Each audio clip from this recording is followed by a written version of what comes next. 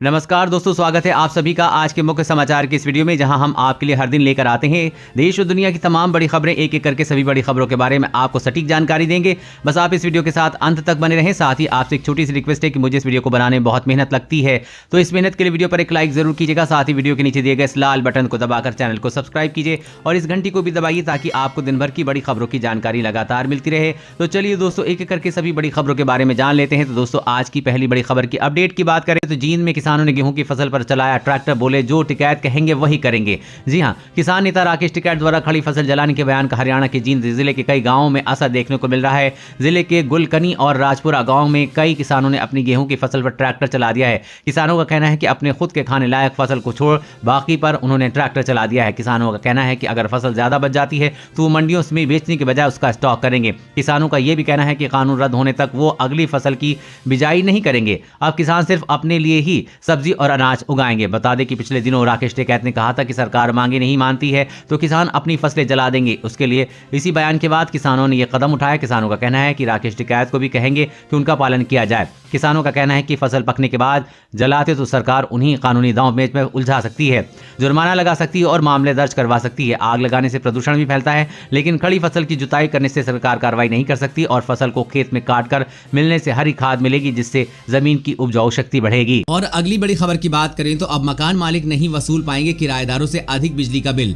मोदी सरकार ला रही है नया कानून। जी हाँ, केंद्र सरकार बहुत जल्द ही बिजली उपभोक्ताओं के लिए एक नया कानून लेकर आने वाली है। देश में पहली बार बिजली उपभोक्ताओं के अधिकारों की रक्षा के लिए केंद्र सरकार ने नया मसौदा तैयार कर लिया है। नया मसौदा आने के बाद निर्धारित रेट से अधिक दर पर बिजली बिल वसूल और गैर कानूनी होगा। बिजली का बिल वसूलना गैर कानूनी होगा। खास बात यह है कि इस नए मसौदे में अधिक बिजली का बिल वसूलने वाले मकान मालिकों पर भी शिकंजा कसने की बात कही गई है। केंद्र सरकार के इस नए मसौदे के बाद ऐसे मकान मालिकों पर कार्रवाई हो सकेगी जो अपने किराएदारों से अधिक बिल वसूल रहे हैं। केंद्र सरकार ने जो मसौदा तैयार किया है उसके मुताबिक यदि कोई मकान मालिक सब मीटर लगाकर किराएदार को बिजली बेचता है तो उस पर भी सख्त कार्रवाई की जाएगी। यानी अब आपके कमरे में कोई भी मकान मालिक अलग से मीटर नहीं लगा सकता। केंद्र सरकार ने सभी राज्यों और केंद्र शासित प्रदेशों के विद्युत विनियामक आयोग को इस बारे में सख्त कदम उठाने को कहा है।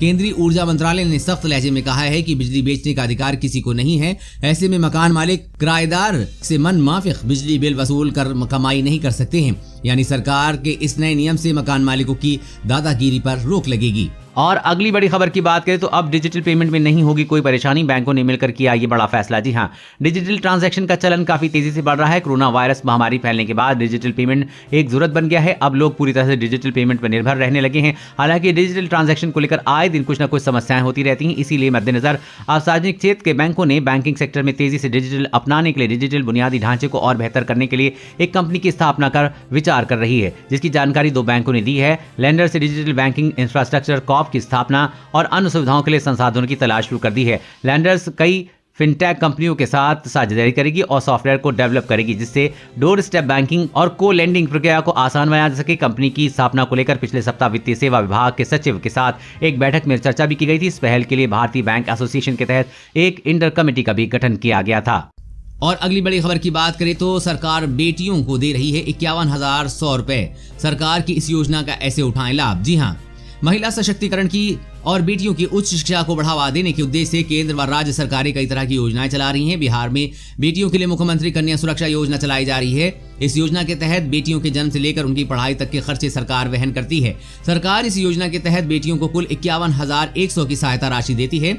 इस योजना का मकसद है कि कोई भी अपनी बेटियों को बोझ न समझे, बल्कि उनके भविष्य को उज्जवल बनाने की सोचे। इस योजना के आवेदन के लिए आपको आंगनवाड़ी केंद्र पर जाना होगा। यहाँ आपको आवेदन पत्र प्राप्त करने के बाद उसमें सभी जानकारी भरना, जरूरी दस्तावेजों के साथ आंगनवाड़ी सेविका के पास जमा करवाना होगा। आपके डॉक्यूमेंट की जांच होने के बाद आपको इस योजना का लाभ मिल जाएगा।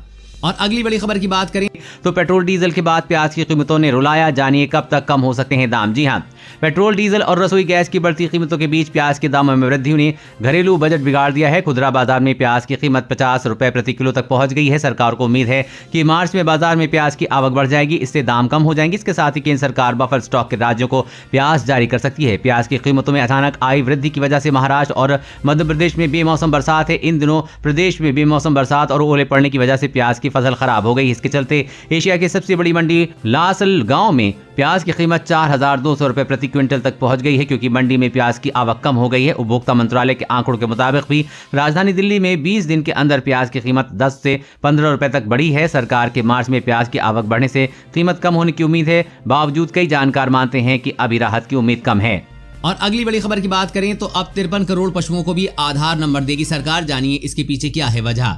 जी हां, देश में पशुओं को भी आधार नंबर देने का काम तेजी से चल रहा है। सरकार ने योजना का विस्तार करते हुए भेड़, बकरी और सुअरों को भी पशु आधार देना शुरू किया है, जिससे अब देश में 53.5 करोड़ पशुओं को 12 अंकों का आधार कार्ड मिलेगा। सरकार का कहना है कि इससे कई तरह के लाभ होंगे। पशुओं और रोगियों की पहचान सुनिश्चित होगी। 53.5 करोड़ पशुओं का आधार नंबर बन जाने के बाद भारत के पास पशुओं का सबसे बड़ा डेटाबेस होगा। इस डेटाबेस में पशुओं की नस्ल, दूध उत्पादन, कृत्रिम गर्भाधान, टीकाकरण और पोषण से जुड़ी जानकारियां होंगी। आपको बता दें कि पशुओं को मिलने वाले 12 अंकों के विशिष्ट पहचान संख्या का उपयोग राष्ट्रीय डेटाबेस में होगा। भारत सरकार पशुओं के वैज्ञानिक प्रजनन, रोगों के फैलाव को रोकने, दुग्ध उत्पादों का व्यापार बढ़ाने के उद्देश्य से 12 अंकों की विशिष्ट पहचान संख्या यानी पशु आधार कार्ड का उपयोग करेगी।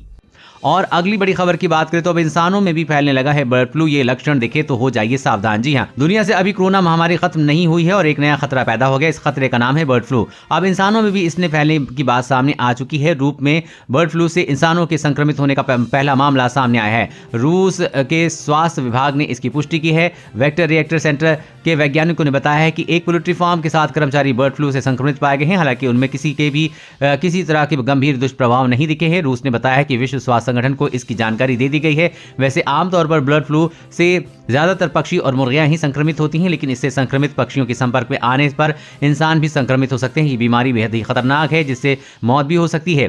बर्ड फ्लू के लक्षण क्या हैं? खांसी, गले में खराश, बुखार, डायरिया यानी कि दस्त, बेचैनी, मांसपेशियों में दर्द। अगर आपके इनमें से कोई भी लक्षण दिखते हैं तो तुरंत डॉक्टर से संपर्क करें। और अगली बड़ी खबर की बात करें तो पान मसाला, सिगरेट जल्द होंगे महंगे। जानिए क्या है वजह। सूत्रों की मिली जानकारी के अनुसार जीएसटी काउंसिल की बैठक में कुछ राज्यों द्वारा अहितकर सामान यानी सिगरेट, बीड़ी, गुटखा, पान मसाला जैसे पदार्थों पर सेस बढ़ाने के प्रस्ताव पर चर्चा किए जाने की संभावना है। सिन गुड्स पर सेस बढ़ाने का सुझाव देने वालों में पंजाब, छत्तीसगढ़, बिहार, गोवा, दिल्ली जैसे राज्य शामिल हैं। अगर ऐसा होता है तो सिगरेट, पान मसाला महंगे हो सकते हैं।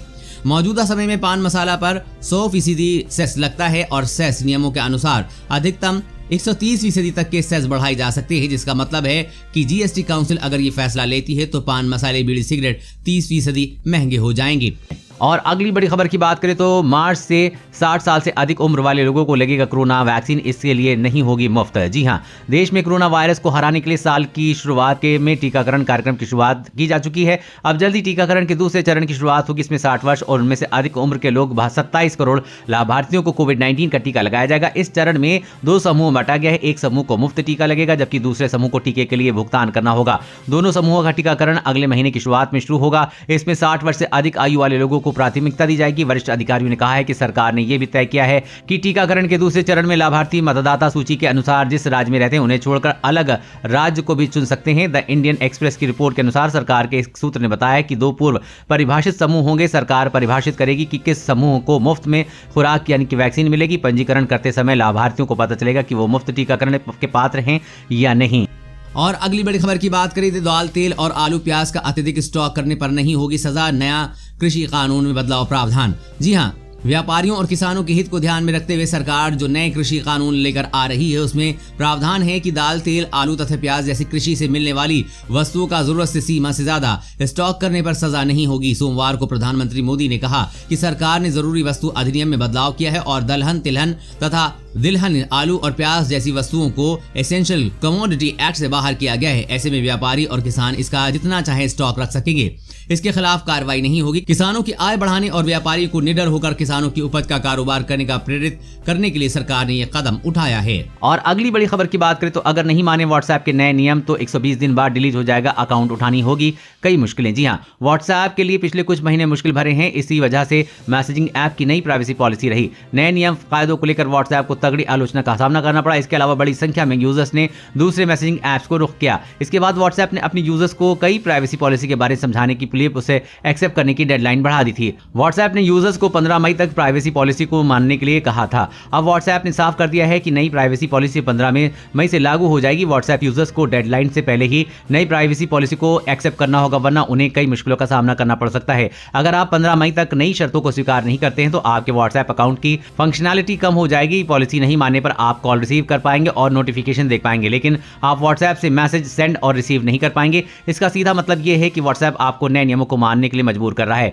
जी यूजर्स नई प्राइवेसी की शर्तों को मानने में इनकार कर देंगे तो वो स्थिति में भी 120 दिन तक के लिए ऐप को इस्तेमाल कर सकेंगे। हालांकि इस समय के दौरान मैसेजिंग एप्लीकेशन का इस्तेमाल सीमित तौर पर किया जा सकेगा। जो कि यूजर्स 120 दिन के भीतर नए नियम कायदे नहीं मानेंगे, उनके व्हाट्सएप अकाउंट को डिलीट कर दिया जाएगा। दोस्तों, आज की खबरों में इतना ही। इसी तरह हर रोज काम की खबरें जानने के लिए आप हमेशा हमारे साथ जुड़े रहें। हमारे साथ जुड़ने के लिए वीडियो के नीचे दिए गए इस लाल बटन को दबाएं, साथ ही इस घंटी को भी दबाइए ताकि आपको हर खबर की सटीक जानकारी मिल सके। जय हिंद, धन्यवाद।